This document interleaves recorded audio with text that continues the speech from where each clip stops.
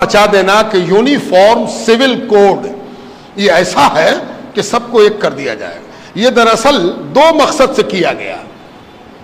اس مقصد کو جان لیجیے. پہلا مقصد یہ ہے کہ آپ بے چین ہو جائیے, گھبرا جائیے, کیا ہوگا, کیسے ہوگا, کیا کریں بھائی, بولو جلدی سے ہم کیا کریں. تو کچھ لوگ لگ جائیں گے کہ ایسے موبائل پر میسج کرو, ایسے فلانا کرو, یہاں پر جمع ہو جاؤ, یہاں پر لیٹ جاؤ, یہاں پر کھڑے ہو جاؤ, یہاں پر یہ بولو. یہ سب پریشان کرنے کی ایک صورت ہے. دوسرا مقصد کیا ہے, کسی کو خوش کیا جائے کہ ان لوگوں کو بہت کچھ مل رہا تھا, ہم ہی ہیں جو ان کا کاٹ رہے ہیں, ہم ہی ہیں جو ان کو ہم بے چین کیے ہوئے ہیں, ان کو ہم پریشان کیے ہوئے ہیں, ان کو پریشان کرنے والے ہم ہی نہ ہیں. تو دوسرا آدمی اکٹھا ہو گیا, سارے لوگ گلوبلائز ہو گئے, پولرائز ہو گئے کہ ارے یہ تو بہت اچھا کر رہا, مسلمان لوگ کو بہت فائدہ تھا, بہت بینیفٹ تھا, ہے نا. اگر کوئی پوچھ دے کہ مسلمانوں کو کیا فائدہ تھا, تو سب سے پہلی چیز یہ بتائی گئی کہ مسلمان 4 شادی کر سکتا تھا. 4 شادی, جانتے ہو مسلمان 4 شادی الاؤ ہے, اس کو 4 شادی کرے گا, ہے نا. یہ ایک ہوا بنائی گئی, یہ ایک ماحول بنایا گیا, ہے نا. اور اس ماحول میں کبھی بھی سچائی سے واسطہ نہیں پڑا کہ یہاں پر ہزاروں مسلمان جمع ہیں, ذرا پوچھ تو دیجئے کہ کتنے آدمی نے 4 شادی کیا ہے, کتنے نے 2 شادی کیا ہے.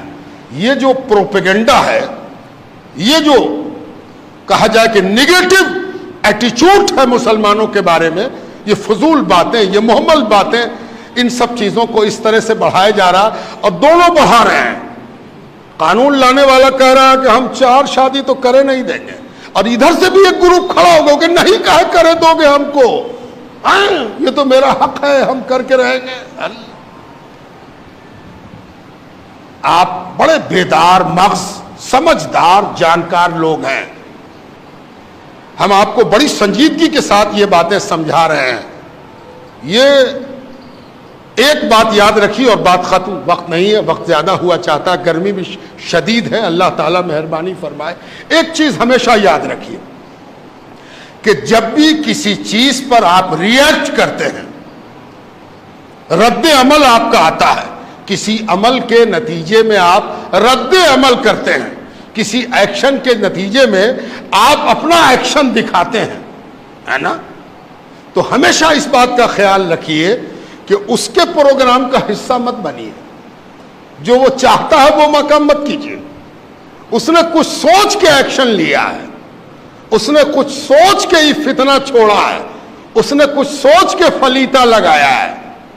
کہیں ایسا نہ ہو کہ وہ جو سوچ کے کام کیا ہے اسی کام میں ہم لگ جائیں اور وہ ہنس کے کہے ہم تو جانتے تھے کہ یہ ہوگا, ہے نا, ہم تو جانتے تھے کہ یہ ہوگا, سارا مسلمان پریشان ہے نا. لا کمیشن, کانسٹیٹیوشن, ہندوستان کا آئین کیا کہتا ہے.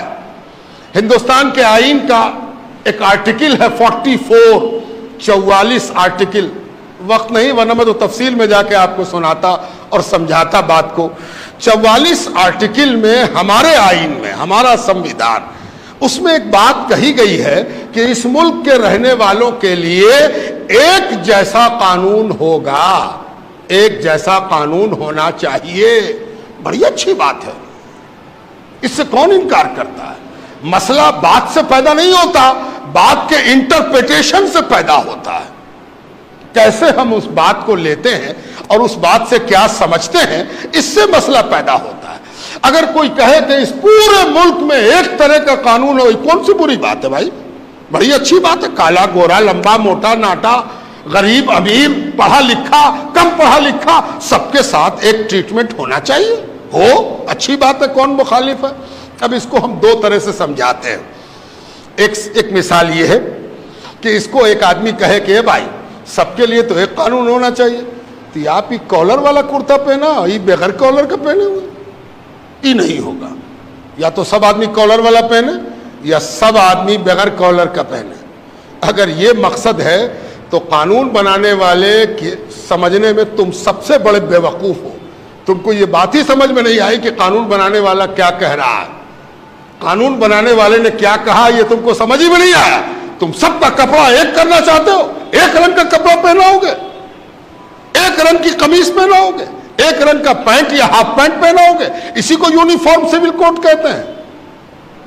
असल मकसूद उसका यह है कि इस मुल्क में हर आदमी आज़ाद होगा कि वो जो कपड़ा पहने उसमें कॉलर हो कि ना हो, ब्लू हो कि उजला हो कि हरा हो कि नीला हो कि पीला हो। ये यूनिफॉर्म सिविल कोड है। यूनिफॉर्म सिविल कोड के मतलब ये है कि हर हिंदुस्तानी को यह हक हासिल है कि वो अपनी तबीयत के मुताबिक कपड़ा पहने, अपनी तबीयत के मुताबिक लिबास इख्तियार करे।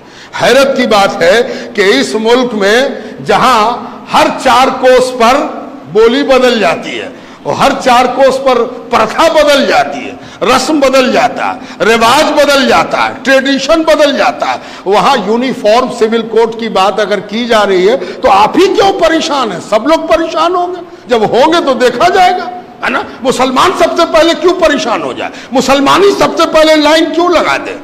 ये बड़ी बड़ी गलती है, बड़ा कसूर है जो आज हमारी सो कॉल्ड रहबरी, सो कॉल्ड रहनुमाई, सो कॉल्ड लीडर्स, मुस्लिम लीडर्स जो अपने आप को मुस्लिम लीडर कहते हैं, वो मुसलमानों को झोंक रहे हैं कि सबसे पहले तुम खड़े हो जाओ, जबकि सबसे पहले तो वो खड़ा होगा जिसका ट्रेडिशन हर थोड़ी देर पर बदलता रहता है।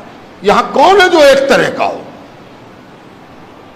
बिहार में छठ होता है, बिहार से बाहर छठ करने वाला छठ नहीं करता, जो बिहारी नहीं है वो छठ जानता भी नहीं।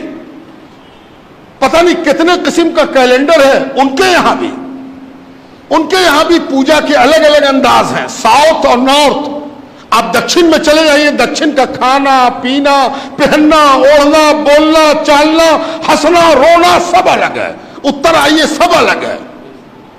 तो इनको भी तो फिक्र होगी। आप ही क्यों फिक्रमंद हो? आप रुको, ठहरो, आप बढ़ने दो दूसरे को आगे और दूसरे लोग आगे बढ़े।